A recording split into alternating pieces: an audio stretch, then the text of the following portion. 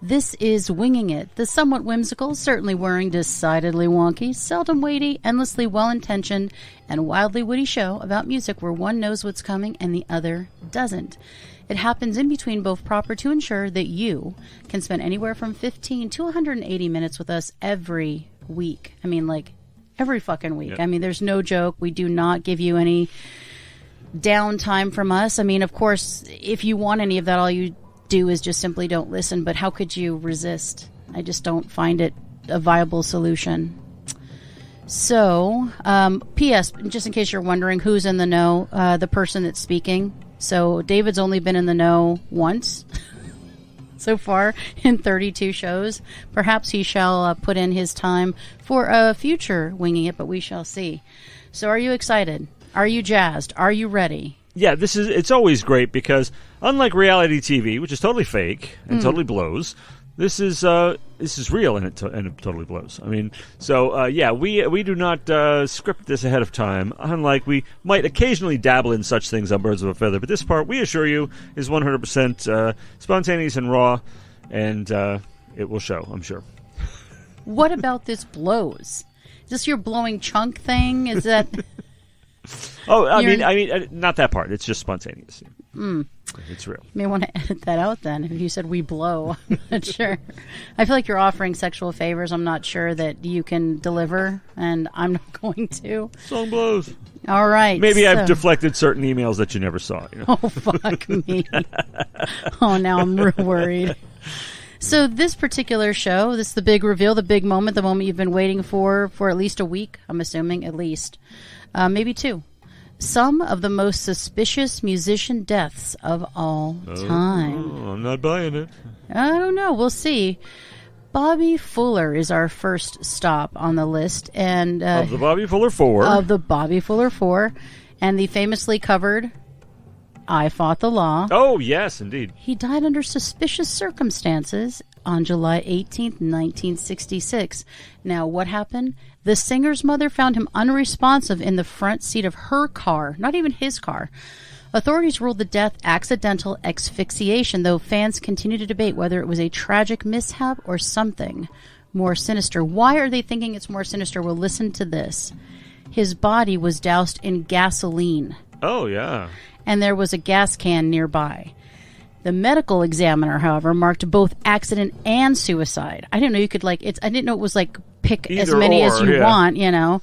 On the death report, though several questions about Fuller's suspicious state remain unanswered years later, Fuller's brother and bass player Randy claimed Roulette Records owner Morris Levy, who had mafia ties, was responsible for his death. So is this that old carbon monoxide poisoning thing? Is that what we're talking about here? Yes, except he was doused in gas. Seems like that would kill you. But, of course, people realize that would not work today. Okay, cars simply don't put out any kind of carbon monoxide at all anymore. But if you have an old car. If you have a really old car. But back in the day, it was something people did. Now, did he do it and douse himself? You know what? Could be. He doused himself with gasoline. Thought better of it and thought, this is going to be a sucky way to die. Set myself on fire. So I think sucky. I'll just choke on carbon monoxide and go to sleep. That seems great. Better than lighting yourself on fire. So, well, I'm just saying, you already have the gasoline fumes you're choking on. Now you add, the carbon monoxide. I mean, it's not a good place to be. Well, I mean, why would he be doused in gasoline otherwise? I mean, did the killer just say, oh, shit, I don't have any matches, but I have keys to a car? It just doesn't make sense. Well, because then wouldn't you find a way to light the car on fire or some shit? I mean, in his mother's car? And one thing, this would work even in today's vehicles that don't put out any carbon monoxide, because you'd die from the gasoline fumes if you left the windows up anyway. So. That's true. And you might be wondering, well, why does David seem to know so fucking much about cars? Oh, yeah. Well, that's because David owned a smog shop for years. Well, Years. in a training institution. I yes. I actually am a professor. I just thought I don't know about Professor Griff, but I actually am one. But Yes. or was up until last year when I voluntarily stopped teaching. But so I just thought I'd incorporate that into my name. It gives me more things to rhyme with. That's correct. And he does know a fuckload about cars. Less every day. That's not true. Anyway, so by the way, he was born December 1942 and obviously died July 1966. So Wow. very young. And he wasn't fighting the law when it happened. if he did, the law won. Yeah. I'm just saying. soon? Too soon. Yeah. So the next one is Sam Cooke. Have you heard about this? Did you know the details of Sam Cooke's demise? No, I know his wonderful music. Who doesn't, right? Who doesn't? But no, I do not actually. I just know that it happened at some point or another. He is in fact dead, but I don't know how. Well, they are saying, or allegedly, hotel manager Bertha Franklin shot and killed the legendary R&B singer under suspicious circumstances at a Los Angeles motel in 1964. She claims he barged into the reception office and attacked her, causing her to shoot him in self-defense. Why would anyone do that? On the night of the shooting, a young woman named Elsa Boyer met Cooke at a restaurant and accompanied him to the motel, where she claimed the singer tried to sexually assault her. She fled to the manager's office with Cooke in pursuit. So that's what she's saying happened. He demanded that Franklin tell him where the young woman went.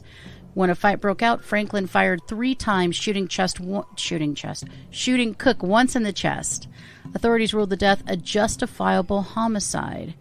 After Cooke's death, many questioned the accuracy of the official version of events. A month later, Boyer was arrested for prostitution, the same person who said that he sexually assaulted her.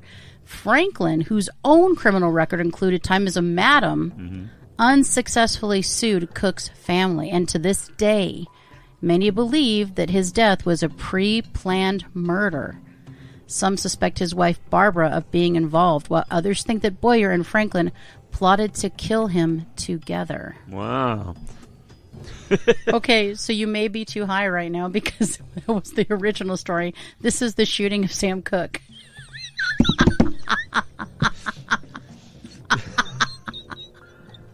That's true. But that was such a good story. I'm still enjoying that story. Okay, so yeah, you see, we're too high. Okay, okay, so we cut that part, but go ahead. So this is where you react to it. Oh. Okay. Do you need a synopsis? Well, I think Sean killed him under suspicious circumstances. He barged into the room, supposedly chasing the woman he just tried to sexually assault. Yeah, now a room is much more threatening than, say, a lobby or something like that. I mean, if somebody barges into a room or a house, I'm castle doctrine and all that. I mean, seriously, a person can feel threatened. If he did that, then it would depend. Well, if he had picked up an object or anything like that. But seriously, if you want to get shot, that's how you get shot, doing shit like that, if in fact it happened like that. But I'm just asking this question. This is what I'm thinking about. But of course, it's a good, easy frame-up, too, because if it's somebody you know, or somebody who has reason to be there besides forcing their way in, and it's arguable whether you invited them and then shot them, or they really broke in, no one will ever know because their ass is dead. Right, but here's what I'm thinking. True that. I'm thinking, okay, so you're there, and even if you have a gun, it's not just, you don't just have it sitting on a desk. You usually have it locked away, you have it put away, you have it somewhere. She, in this quick moment, he ran in supposedly, chasing someone. She grabbed the gun and shot him 3 times when he walked. How did...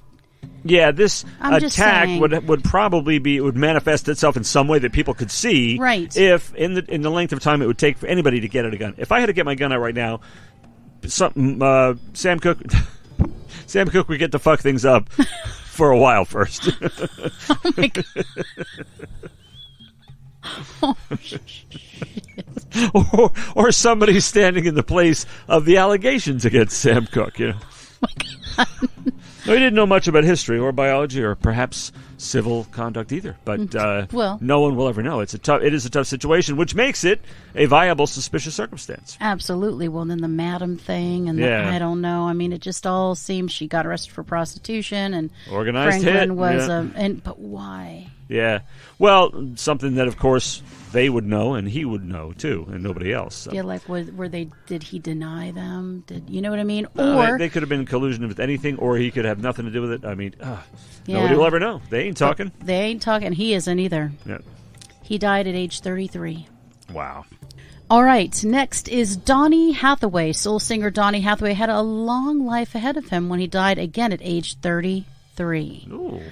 The singer earned notoriety for his collaborations with Aretha Franklin and Curtis Mayfield, and in 1969 he released his own solo single. Now the coroner's office ruled the coroner's office. I was wondering what that was all about. Yeah. The coroner's office, fucking. Where's the love, This man? is trying to put myself in the audience's place, as if I ever do that. The coroner's office ruled his January 1979 death a suicide, though rumors have quickly swirled that he may not have killed himself. Hathaway, a diagnosed paranoid schizophrenic, allegedly jumped from the 15th floor of the Essex House Hotel in New York, dying immediately upon impact. Now, friends said he was in good spirits that day after working with his frequent collaborator, Roberta Flack. We had just left her Central Park West apartment and were back in our rooms for the evening. He hadn't been drinking heavily or taking drugs of any sort. This is what Hathaway's business associate said at the time. So, somebody jumping off the 15th floor. Now, if you are paranoid schizophrenic, it doesn't matter whether or not you've been drinking or taking drugs. Those voices tell you to do all kinds of fucked up shit. Not just jump off a building, but kill people, hurt yourself. So, it's very interesting. I wonder, though, I mean, there's nothing here, nothing immediately obvious in this article provided by Ranker.com that indicates that anybody had any bad will toward him, right? So you're not like, well, the other one was like mafia ties, right? I'm not hearing this. Bitter battle over this, that, and the other thing. I'm not hearing any of that. He's a collaborator. It's not like he stole anything. So I'm not really sure stole like music or rights or anything. So I'm not sure, but I am going I'm not even going suicide. I'm going, like temporary insanity, that it's pure. That's why he jumped off the 15th floor. I guess we'll never know, but very suspicious for sure. What are your thoughts? Well, it's another one of those things where there's always going to be some doubt, like other cases we've heard. And the fact that somebody pointed out that he seemed, in good spirits and everything, unfortunately, it is a sort of a tendency with a certain number of suicidal people that once they finally made up their mind, their spirits pick up and people don't worry about them anymore because they appear to be normal. Right, or what if the voices were saying positive things like, you'll be okay if you just jump. Yeah. Everything will be great if you just jump. You know what I mean? He could be feeling great. Yeah, but, I mean, they could be in a happy place about to do what you consider what is actually, in fact, a terrible thing. Exactly. And so they can appear in good spirits. You don't have to look down or show any signs of depression or anything to kill oneself. I mean, that's not... Yeah, and I think the weird part, again, to your point, I think the weird part is they're like, he hadn't been drinking or taking drugs that day. Shit. Yeah, so... He normally drinks and takes drugs all the time. I bet a significant percentage of people who kill themselves don't either. Probably not. They're just, especially, again, paranoid schizophrenic, it's such a tough thing to be dealing with, so... Poor guy, but it certainly is suspicious, and we will never get to the bottom of it because only he knows. Yeah. So this one is not going to be shocking. Tupac Shakur. Tupac Shakur's death is one of the most legendary unsolved murders of all times and remains a fascinating chapter in the East Coast-West Coast rap war. This happened in 1996 when an unknown assailant shot and killed him in a storm of gunfire in Vegas. Now, there are numerous theories that have emerged, but one confession has shed light on the case. This is the one you're talking about. Kefe D, a former gang member whose name is Dwayne Keith Davis, claims to have been in the car with the killer on the night of Shakur's death. People have been pursuing me for 20 years. I'm coming in now because I have cancer and I have nothing else to lose. All I care about now is the truth. When asked who shot the gun, Davis kept his mouth shut, going to keep it for the code of the streets. It just came from the back seat, bro. Okay, so even let's assume that's true. Okay, I mean, a person with cancer could just make up a story just as well as anybody else, although that would be a motive to tell the truth and to come clean and all that stuff. and get a But he little didn't note. tell us anything. No, and that's just it. He was there. That's really interesting. If he were not there, Tupac Shakur would still be dead. So True. his it's not like he drove the getaway car. No. It's not like he didn't shoot the he gun. didn't shoot the gun. He Right. didn't fire the gun. And no, so it's useless. It's one of those Forrest Gump things. He was everywhere. Yeah. Yeah, he was everywhere, and it's not helping us. Unfortunately, Tupac died at 25, and no one will ever know. It's been unsolved for so many years, and there is no sign that it will be solved ever. I mean, if that were true, a man was murdered, okay? That's right. And he knows who did it. Get some kind of justice, some kind of closure, at least to look into it, at least to consider it. Right. But the code of the street is more important. And if you're That's about a to tough one. die- Yeah, if you're about to die too, what does the code of the street really mean? What does it matter? I mean, is that your like God or something? You know, I mean, no. I mean, I don't that's- know. I mean, it isn't if you're defending somebody who really deserves it or anything. Like he killed somebody, you know. So Very, very sad. And in the same vein, Notorious B.I.G. Christopher Wallace, a.k.a. the Notorious B.I.G., was Tupac Shakur's biggest rival. he's East Coast, right? Yeah, I believe so. I think Tupac was West Coast and he's He was East Coast. East Coast. Yeah, okay. And was eerily murdered. And he was eerily murdered, he being Notorious B.I.G., just a few months after his former friend. Biggie's case also remains unsolved, though his mother told the Daily Mail she knows who killed her son.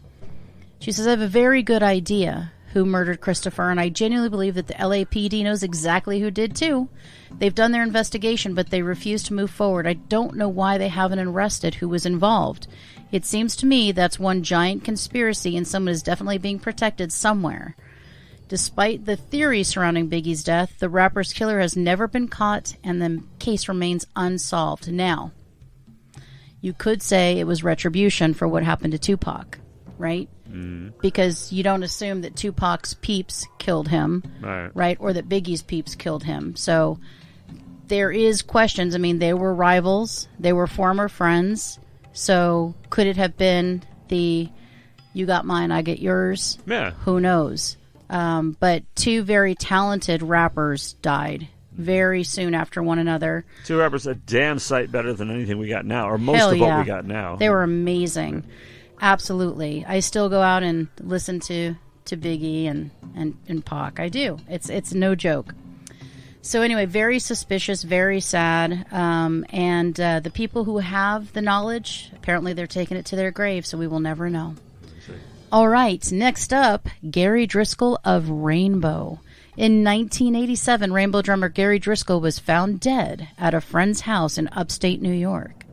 Various reports claim that his body had been dismembered and possibly flayed. One rumor pointed to satanic rituals or drug deals gone wrong. Investigators' lead suspect fled the country after questioning, and the murder remains unsolved.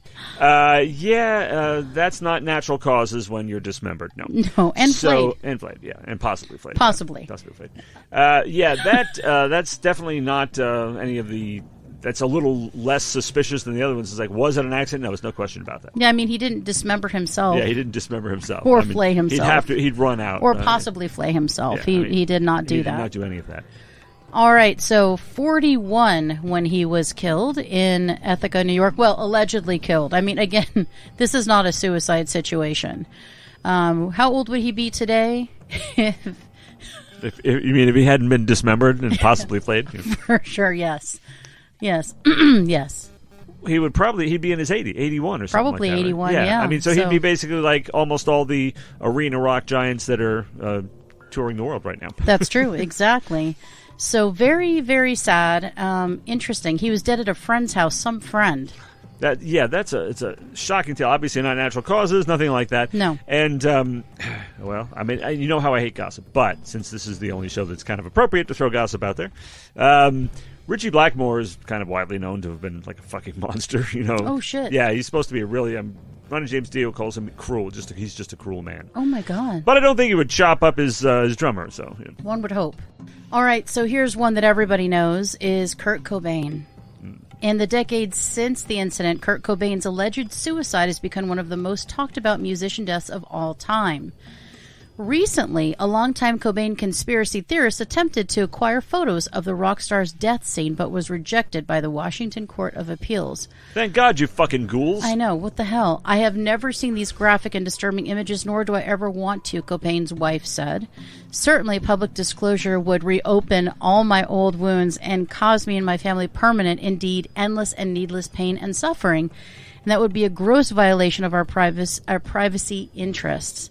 The conspiracy theorist in question, Richard Lee, has tried to prove for years that the Nirvana frontman was killed. Now, here's the thing that bothers me about this story. Kurt Cobain was known for being depressed. He was known for being very sad. He did not deal with fame well. All of this was very difficult for him. He wanted normalcy, but then he also wanted to share his music with the world. He had no idea what would happen, and when you become famous, everything changes. So I think that it's sad that there's an assumption that he was killed because people think, oh, if you're famous and you're making money, then you couldn't possibly be sad. And there's nothing further from the truth. I mean, it doesn't matter if you're a millionaire, bazillionaire, or a famous person. If you're sad, you're sad. You know, so I worry about that. I mean, now, I'm not saying that he couldn't have been killed, but there was a note that is very much in the flavor of Kurt Cobain. Very much the kind of thing that you would imagine he would write, given his songwriting and everything. And it was a very heartfelt So it didn't make any letter. sense then. Okay. Yeah. Wow. Jeez. This is a fucking brutal shit. And so I don't know. I have issues with it. What do you think, though? Well, I mean, it's one of those things where there isn't any particular reason to think anyone did kill him. I mean, it's not at all incredible that he killed himself. I mean, it's not like this shot in the back of the head 6 times things. It was not some, right. Completely some forensic evidence that completely throws the theory out or anything. He very well could have killed himself, and he probably did. He was known. I'm not one to read about gossip, as you know, and things like that, but I heard he was some autobiographical stuff that he was in a lot of pain, that he had to take medication for it. That's true, too. And he was depressed, and he was just fucking fed up with it. I understand. And there's no reason to think I might have joked about it once, rashly, but there's no reason to think the wife killed him or anything. He probably just killed himself. No, I agree. It's a terrible tragedy. It's a terrible tragedy. Absolutely. Very heartbreaking. And it was definitely the death that shook the world. It was like Elvis of our time. I mean, people were crying in the streets. It was very hard for people to handle that this figure that was just really starting had died of his own, obviously at his own hand. So it's a very sad situation. But again, no one will ever know.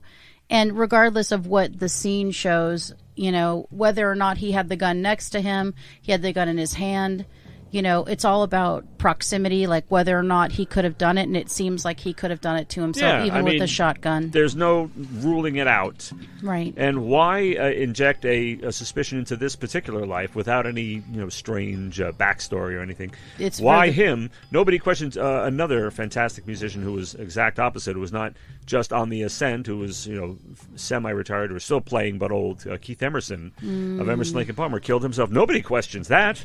Yeah. Because it's, he was depressed. In fact, he did it for a reason, something that was bothering him, just like Kurt Cobain was. So why should it be a mystery about Cobain? Well, it's the same thing that I was saying earlier. People don't think you can be sad if you're successful, and that's not real. No, it's just Lord, not real. No. Good heavens. Yeah. So unfortunate, and we lost him at 27. And then the last one I want to talk about is Paul Williams of the Temptations.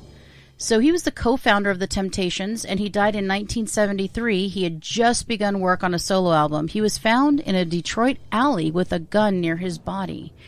While authorities ruled his death a suicide, theories have floated for years that he was murdered. He suffered from sickle cell anemia, also abused alcohol later in his life, and his death remains a mystery, although some look to his health struggles and alcoholism as possible factors in his suicide, if it was a suicide. Again, I mean, you could look at almost anything where somebody was not in inside a vault or something, who killed themselves, and think, oh, maybe somebody else was involved with that. Right. I think it's just because they're celebrities and somebody just wants to start something swirling. And you always get some, half-baked, crazed relative or friend or something like that who just can't accept that they did it. Right. And they want to drag somebody else into it and create all kinds of stuff. I mean, I don't know anything about any of these cases that's particularly suspicious. The suicides, Yeah, I mean, it's like the Chris Cornell thing. Nobody wants to believe that he took his own life because, if you look at just the facts, right? Family Man has a great family, great career, one of the most beloved vocalists of all times. He helped to found the, Seattle sound, the grunge sound, all of that.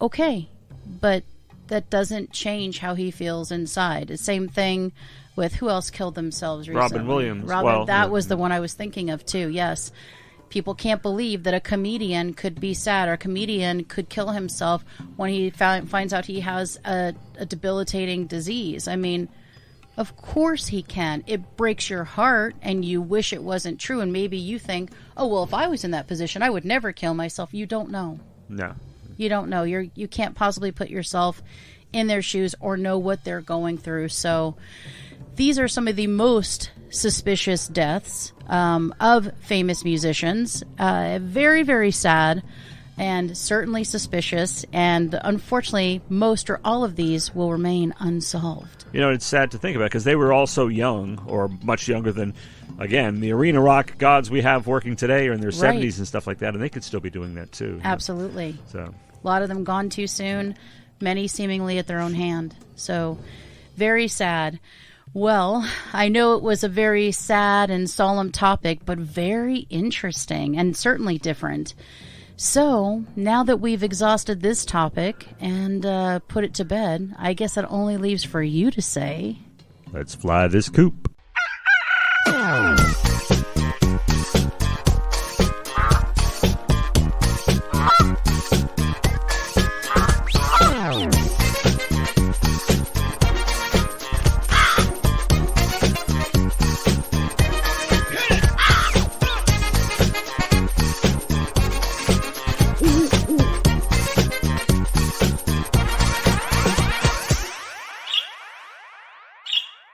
This has been Birds of a Feather on What the Flock Radio.